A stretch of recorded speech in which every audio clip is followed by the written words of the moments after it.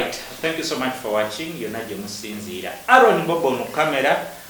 Beerawo mpola mpola ndine muganda wange abuye kolera. We are trying to go through ebibaddewo. Muganda wange mu mbeera y'emmere n'omukulu Ashbaga Kato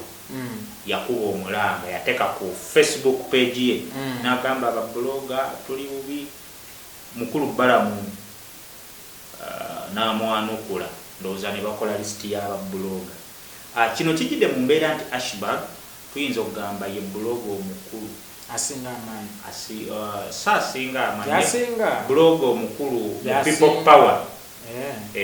Tuyinza okugamba mu People Power yasinga naye kati tulinawo bakakensa naye si mubi mwena mbabuuzaako kakensa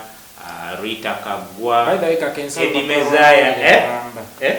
kakensa olupapula lw'amawulire lulamba Eddie Mezaya kazunga nnyo tekalagawe Kagwa ate lwaki omuntu olagangako sayidi ate ki Eddie Mezaya ate azunga nnyo leero abeene enkya abeeri ate ndiwa so omuntu obaako ne sayidi anyway naye nga wakabi tekijja bonna babloga bonna mbatumiddeko abaali ku ssente ezo ku lisiti Ashbaga Kato gye yafulumya Dennis Duke Uganda Divoshi Matovu Alani Cruz mukulikeyo mukulya ssente mwazitulyako anyway nenge bivuddeawo Ashbaga Kato akola lisiti bagiforwardinga bateeka amanya ku Facebook batandika sharinga bwe bagamba ataliko ategeka erinnya lye n'enamba ye y'essimu abaana babawa mwalimu emmere ne ssente enkalu zesijja kwatuukiriza kubanga buli gwobuuza buli omu akugamba zize buli omu yafuna za njawulo I don't know what they used naye challenge eriwo nti Ashbaga Kato abadde ku side ya People Power Balamu wa NRM bwakuba omulanga gw'enjala abanga aswaziza ekibiina kye nti bannange People Power gye tuli naye enjala etutta so kino kirekawa Ashbaga Kato ne babloga bonna nga bw'omanyi nti bloga abanga munnamawulire yenna aba independent nti Bebe Cool Bobi Wine waba n'ekitambula kyokola Museveni waba n'ekitambula kyokola ki kyokola kino tekirowoozesa abantu nti babloga baalidde ng'enjogera y'ennaku zino bweri kakati nabagamba kemabega koza ani gwe mwali mugambye nti yali ssente za Museveni oba eza NRM bangi wano ssente zetukozesa teziwandiikiddwako banka ya Museveni oba NRM ziwandiikiddwako banka ya Uganda Bank of Uganda which means omuntu nga Kato bw'alya ssente ezivudde mu banka ya Uganda abatalidde za Museveni passport alina ya Uganda ziba mu mikono miki tufu wabula nga ono gundi Sophie yagamba nti okulya si kibi naye toswankula lya mpola mpola toswankula so Ashbaga nga tonefuula Yesu mu nsonga eno kuba Ashbaga yendowooza obuzibu bwe si mmere kubanga kasabadde agirina tabalibwa mu baavu bannyo abatasobola kugula mmere so nga tonefuula Yesu kununula abantu sokolowooze ku binaava mu ekyo mu kununulako kikugattako ki kikujjako ki tiowirabirawo kye tuyita social capital. Bobi Wine yabadde capital wa Ashbaga era Ashbaga tasobola tutuula wano mu interviewing obulamu bwe ate muli linnya Bobi Wine kizibu so weegendereze soka weebuuze NRM ina babloga bangi nnyo lwaki basoose kuwa oba lwaki basoose kuwa mmwe ne bakwasiza abaana babloga b'NRM beegattira mu kibiina NRM soma bavaayo ne baleekaana nnyo I think they are trying to handle their issue ne bagamba owaayi fata babadde bayiwawo omubiri ensonga wewawo nga bwegambye nti emmere bw'ogirya mu lubuto tegenda njereekaana nti balidde muhozi naye nga olina okukirowoozamu kikulekawa Ashbaga abantu badde bamwekengera dda bambi oba bamuwaayira waliwe bamukwata ne bamuwayiriza nti nze kino nkyogera mulo kuba nze siina nkozesa People Power ejjuddemu batategeera abasingayo tebategeera kakati gwe ne bwoba n'ensonga ng'otegeeza kirala tebajja kukutegeera, bajja kufuna bulala kubanga bazibu bakutegeera. Sigamba bano ab'okuntikko ba honorable, ngamba abo abawagizi simanya ndi eno bakubi b'amasimu ku radio, ntegeera yaabwe ntono nnyo. Kakati oyinanga okwegendereza abantu b'obeeramu, bategeera kyenkana ki. Bwe naakola bwe ndi banaategeera kyentegeeza, baliisa abaana abo. So nebwofuna kufaananyi kasimu, omanyi Bobi Wine ate yasobola mwatta okwekuba ekifaananyi ne Muhoozi, naye ate Ashibaga bw'akyekubya gufuuka omusango. Kitegeera bayinza okukuwaayiriza nga bw'olidde naye nga tofunanga yadde Bitcoin. Frankly, let's try to look at Ashibaga Kato. Ekintu kino kye yayingidde kyamutoddeko, kyamugase okuva lwekiri nti abantu bano abawansi abawagira people power, reasoning capacity yaabwe eri low, kyamulidde. talina kyasobola bannyonnyola, talina, kubanga bo obwongo bwawe bulina ekintu wekyakwata. Towa people power tatuula NRM wekoze ki?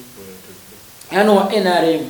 kitukwagala kutusemberera twakunyiwa. Kiringa oyo omuvubuka yagudde. Kiringa waliwo abamu abagambye nti kiringa bw'oba ng'oli mukyala mufumbo wafumbirwa baawo n'abanga tasobodde kugulira mmere n'ogenda ate mu bwenzi ne bakukwatira mu bwenzi n'ogamba ati nabadde ngenze funa mmere. Teba excuse my dear. Oba mwenzi. So should we say that bino byonna ebyabaddewo bireka Balamu nga yawangudde nga yakifunyemu? Era bifaananyi ebituteddewo abakama be yalipootinze nti mulaba ekintu nze kirina mu ngalo ntandiso kiuza. Anyway, nekirala nti n'abakulu mu people power mulowooze nnyo ku bantu abo babeetoolodde. Weewaawo gavumenti yagaana okugaba naye ate sisuubira nti oba Bobi Wine kangeze nze nkolagana naye singa ajja gyendi angamba akawunga kako nga zingi nsi yonna. So should we say nti Ashibaga Kato yabadde asakira ng'ababuloga oba yabadde asakira ababuloga ba people power? Kirimu engeri so much confused. By the way, kirimu engeri bbiri. Ashibaga simanyi oba bamusasudde kulabisa musajja oba kwerabe teyakitegedde nti kimulabisa. Simanyi oba yakikoze kulabisa musajja nti olaba baali naye bakaaba, era simanyi oba yakikoze nga Yesu kununula, because abawagizi ba people naye nga alina okujjukira ekintu kimu, abantu be yagenzeemu bayuuza. Nze bannaye nze mbabuulira mu kamera, nze nakubirako ku NRM ekikopo nga ne bendi nabo tebanjagala n'abeewaka nga bankyawa. Okitegeera lw'abantu babiri, Bebekulu ne Museveni, naye amazima siina kye nabafunamu paka lwe neebuusa ne ngamba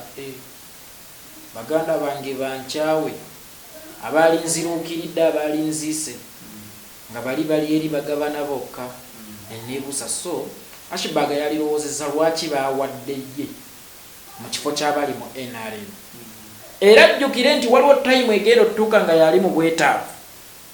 ng'olwamaze okuyingira eri eno bamaze omugoba, asigadde wakati nga kitengejja, ng'ate bano tebaagala mmuwa, baagala kuwa bali abakyali n'amaanyi eri. So bano bayuuza muganda wange be yagenzeemu, bayuuza. So olutalo luli ku social media, abantu bagamba Ashibaga Kato mbega, abantu bangi bagamba kasajja kano, something like that. So we are having a very big problem here. Nti tutunulira 2021, tutunulira nti akalulu kano bwe kaba kakubeerawo kajja kubeera nnyo ku internet, era tujja okukalwanira n'okukawangula, yenna n'akawangula. Social media nkotidde egenda kukola kinene nnyo. nkotidde okukola ki? okukola ki anti kati social media abantu kwe bajja oyitira ennyo okukolera like campaign zaabwe propaganda na buli kimu ekisinga kijayitirawo bantu bali eyo kannabule muwala mu byalo tebamanyi na internet kyekinga onyumya mu social media ate be bangi bada kino nkikugamba abantu abatakozesa internet mu Uganda be bangi mulwakuba ensi mugirabira wano Kampala ne mu town nga Gulu oba mu bitundu ebirimu zi town naye temwerabira nti buli town einecha ebyalo byayo ate ebyalo byayo ye wali abantu abangi ne mu kibuga mulimu ebyalo okusinga so Ashba Kato nga twagala omuvaako tusuubire nti wayinza okubaamu ekikyukamu kuba omu bagambye nti Ashba Kato aba bamuguze oba si ekyo bamulamuza gwe bwobeera Ashba Kato weeteke mu ngatto za Ashba Kato otambuza bigere olozezzaako ku mugaati gweyo guliko ne blue band nze nabagamba ekintu kimu nga tonasooka kulowooza ku bintu bingi sooka olowooze ku nsi yo kuba ensi yo ye capital sente zigwawo na Uganda teggwawo ate n'abaana bo mwe bagenda okuliyinga bw'edda lya sente ziggwewo osigale mu Uganda baana bo baba boole kale so nze nga nze oyo mwana wa gundi siwagira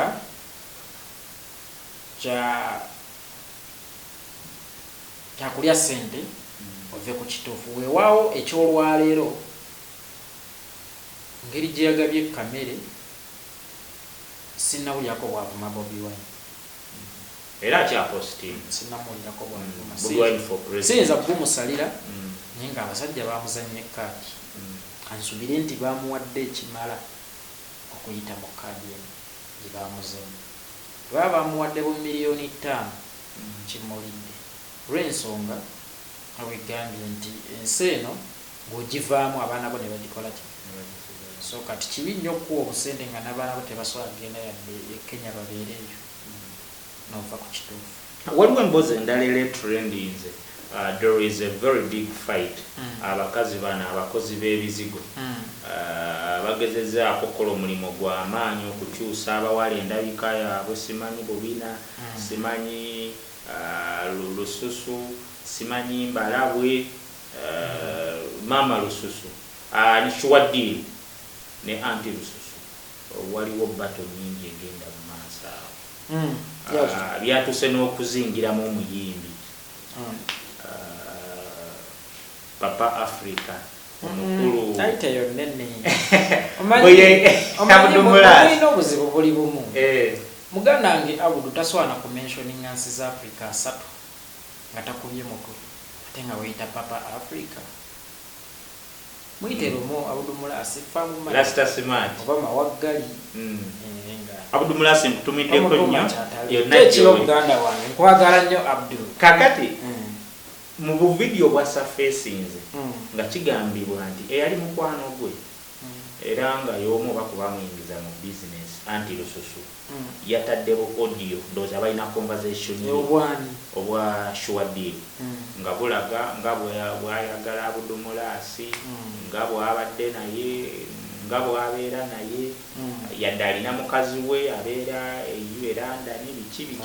so Fatuma so ebintu bingi ne bicreating a lot of debate on social media Abudu Mulasi yavuddeyo n'abyegaana naye omukyala anti lususu alumiriza agamba bano ababiri beeyagala oli omukyala yagamba byantalo some sources batugamba nti omukyala ono oba Shuwadiri abadde yafunye stika ya UNBS omanye ennaku ezo abadde bamukwata waliwo omusango gwe bamukwatiramu awo commercial court ne bamugamba awo engasi so ebintu bwe bityo so what is the way forward ekintu kino kitunuulira oti abantu kwerwanyisa mu business bonna baali baagala Abudu Mulasi nkirabamu engeri bbiri bantu abamu baagala nnyo okufunira amannya ku mannya g'abantu abalala olw'ensonga ojja kudyoga odyogo kampomera nga sumbusa bula then nze ndowooza kyali badde much better bw'ojjayo emboozi ya Mama Lususu yani Shwadiro ne Abdumulas oba ebifaananyi naye tujja tandika okukkiriza naye audio mpulira bwa mukazi na mukazi be babiri kati nange nsobola okukeera wano nenkuweereza ka message kaŋŋambe ani wakabi wano Uganda endikyo wakabi kale stabwa nenkugamba owaayo wadde okimanyi nti stabwa kantu kange kampomera ebintu ngaebyo then public bwevaayo negamba nti beeyagala then abantu abo babaako ekikyamu ababa bakkiririza mu lugambo olwo nze saagala commentinga ku nsonga eyo paka nga ndabyewo ekiri what my comment bwe bujulizi obwo bulaga Abdumulasi nga annyonnyola because nze ddoboozi lyawo lumimanyi oba akavidiyo oba ebifaananyi Shwadiro kikyabala Auntie Lususu cause in her submission agamba nti omukyalo nazaamulwanyisa be bamuyigiriza business. I don't know whether they are related ne Mama Lususu something like that. Ategedde kyabala onazaamulwanyisa be bamuyigiriza business which means balwana ntalo zaabwe ate abo abakazi beeroga abakazi abakulu abo bamyaka tebali mu nkaaga kati abo manyi Shwadiro ayise bagenda bonna bayise bonna be bamu bwe banjuba eri mu kugwa kati abate battabujjo bajja kwetta n'okwetta yensonga lwaki bo tebafaayo linnya lyani lyennyononye mu kino ekikulu mpisizaawo ekyange so tugambe nti katale kabizibu Abdumulasi ke ka victim olw'entalo z'abakazi ne mukyala we Fatuma yavuddeyo n'agamba ebitalina makulu sibiwa nnyo makulu n'atekayo ekifaananyi kye n'Abdumulasi mukazi mugezi nnyo ojja kufumba gwe muwala gwe mugezi bo babadde bamusuubira okulyatta kuba ne mugaboozi gaabwe ag'ekisiru nawulidde bamuteekamu so ani afuna mu kino abasatu yakomyewo alina kubawo kayimba awo omaze ebbanga ki wano tutudde nga tetumwogerako bo bamukoledde era balisitiirwe n'ebizigo byabwe bijja sigala bidiba ekyabidibya okusooka era kijja bidibya nakati golowooza nti bweyogera ku Abdumulasi olw'okuba oyagala kudda enguluekimbuza ebizigo byo Shwadiro yabadde business partner we amutulira ku shows ebizigo bikinga naye nemusendezo oyo mukyala Abdu yazimpangako bantu naye leero simanyi mu obujje bakoze yakisiru nnyo si Shwadiro yabikoze wabula olutalo lwatandikidde ku Facebook Rita Kagwa yasoose okuleeta ekyabadde kirabikanga ebbaluwa ng'eraga nti ewandikiddwa Auntie Lususu n'asuubiza bu audio bonna bannamammonde maani saga bakomentingako bonna bannamammonde so ebitalina makulu nange sigenda byo amakulu olwaleero. Alright, ETV Uganda, thank you so much for watching. Yonna gye twatandikidde mwebale nnyo baganda bange kuba nti mutulaba abatulaba nga musinzira mu United Arab Emirates, Dubai, Oman, Alain, Ras Al Khaimah, Fujairah. Thank you guys for watching. Abali mu Oman, abali Saudi Arabia, abali Jordan, abali South Africa, all the states, abali mu United States, abali mu Europe, mu nsi zonna mwebale nnyo mwebali ddala. What XP is my name. Thank you so much for watching. Bye bye.